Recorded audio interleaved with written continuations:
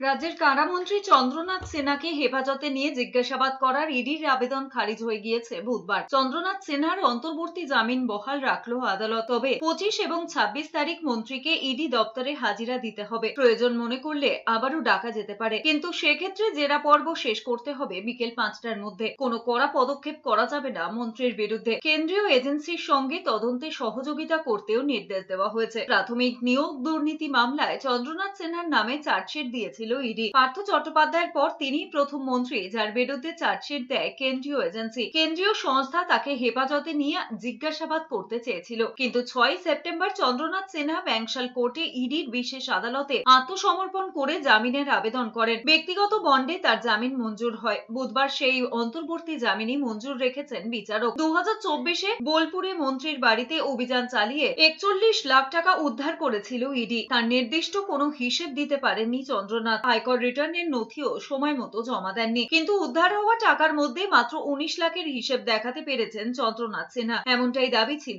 ইডির। আদালতের রায়ের পর চন্দ্রনাথ সিনহা বলেছেন, জ্ঞানত তিনি কোনো অন্যায় করেননি। আদালতের উপর আস্থা ছিল, ভবিষ্যতেও থাকবে। বিচার ব্যবস্থার প্রতি আমার আস্থা আছে এবং ভবিষ্যতেও থাকবে। এবং আজকে আপনারা নিজেরাই শুনলেন, জ্ঞানত কোনো অন্যায় করিনি এবং বিচার ব্যবস্থা সঠিক সিদ্ধান্ত।